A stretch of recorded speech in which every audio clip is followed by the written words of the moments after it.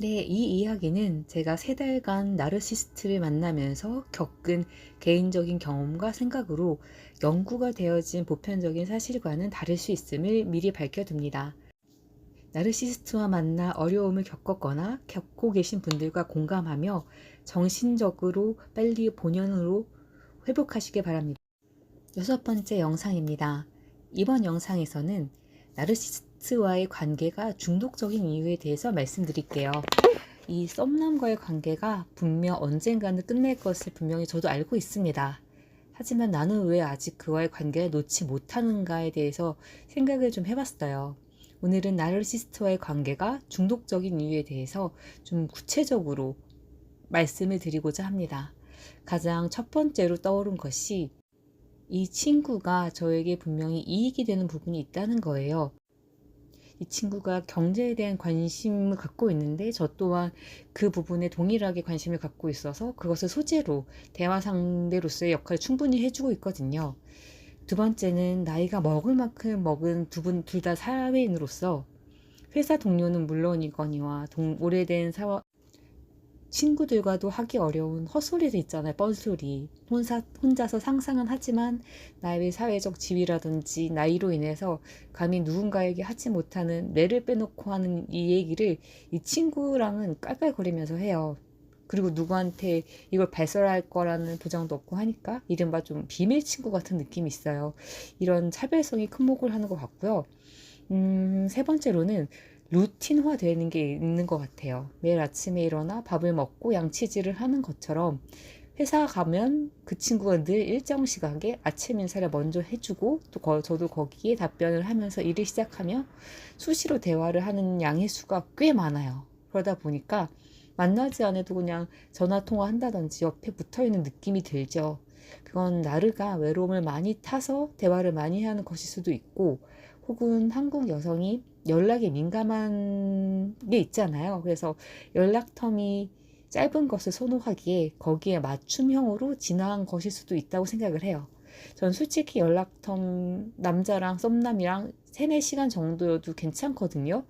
근데 저와 연락하는 날은 대화하다가도 제가 회의를 가서 한두 시간 정도 자리를 비우기만 해도 물음표를 보낸다든지 바쁘냐 뭐하냐 찾아요. 그래서 제가 너 여태까지 만났던 여자들 중에서 연락텀이 긴 사람들 있었냐? 라고 물었더니만 없었대요. 대부분이 다 칼답을 한다. 그래서 이러한 그 연락텀이 짧은 걸 선호한 여성과 이 외로움을 많이 타는 나를 둘의 니즈가 잘 맞았던 것 같아요.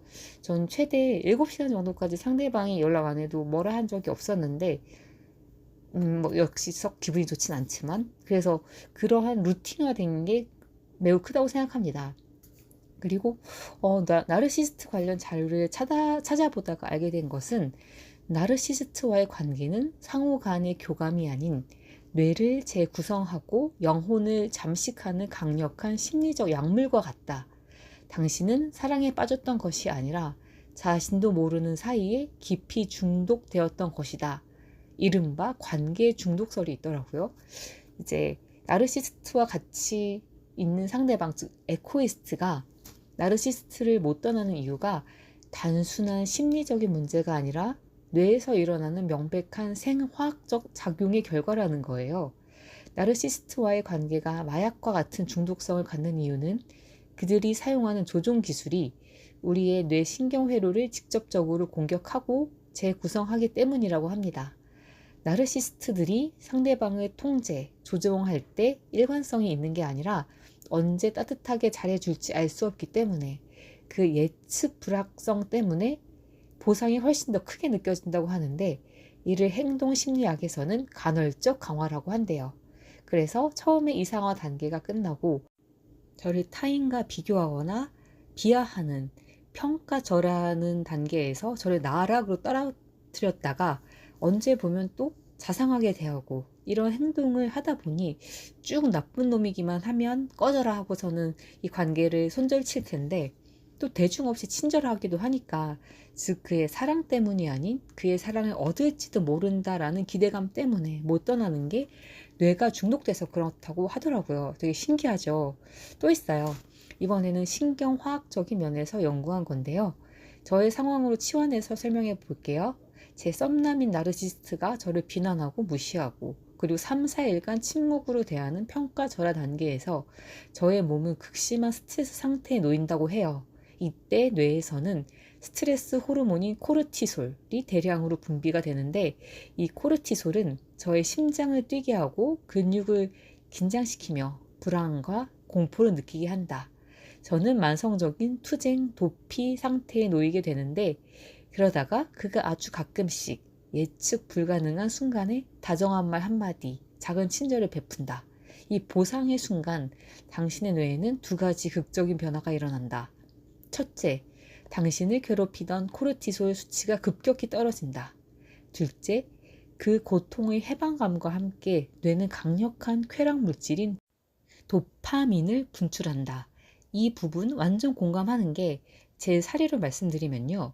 나르가 일전에 삼각관계 구도를 형성하며 저를 그 법률사무소 다니는 변호사 언니랑 비교 비하했을 때 저 스트레스 받아서인지 잠을 잘 못 잤었거든요. 그러다가 걔가 그 언니보다는 제가 더 괜찮아서 그 언니랑 연락 안 하고 나랑만 만나고 있어 라고 하니까 왠지 모를 안도감과 도파민이 분출되는 걸 느꼈었어요. 이것이 중독의 핵심이래요. 저의 뇌는 단순히 도파민이 주는 쾌락에만 중독되는 것이 아니라 코르티솔이 주는 지독한 고통에서 벗어났을 때 느끼는 그 안도감에 더욱 강력하게 중독된다는 사실 대박이지 않아요? 그래서 제가 이 녀석이 밀당하듯 스트레스 줬다, 도파민 줬다 해서 거미줄에 걸린 먹이 마냥 못 빠져나가는 게 아닌가. 사람의 뇌와 호르몬은 너무 신기해요. 이렇게 또 과학적으로 분석이 되고 더 이상은 그의 평가절하에 놀아나지 않으니 이제는 좀 벗어나기 쉬워졌으려나? 어쨌든 이번 주에 나르 썸남의 생일이 있는데 그 이후로 어느 정도 관계가 좀 정돈이 될 것 같아요. 만약 이 관계를 정리하면 후버링이 올지 저는 좀 궁금해요. 근데 이미 후버링 오고 있는 건가? 저랑 그 친구랑 다시 예전처럼 만나고 알콩달콩한 사이로 돌아갈 것 같진 않거든요. 근데 그 친구 저기 뭐 전에 연락하던 사람이 있다고 하면서 여자친구라고 하던데 그게 뭐 실체가 있는지 어떤지 모르겠지만 저한테도 계속 찔러보는 게 있어요. 뭐 만나자. 그러고서는 그래 오케이 하면은 또 제가 어쨌든 오케이 하고 하면은 자기 위주로 약속을 잡고 안 그러면 또 잠수 타고 이런 게 있거든요.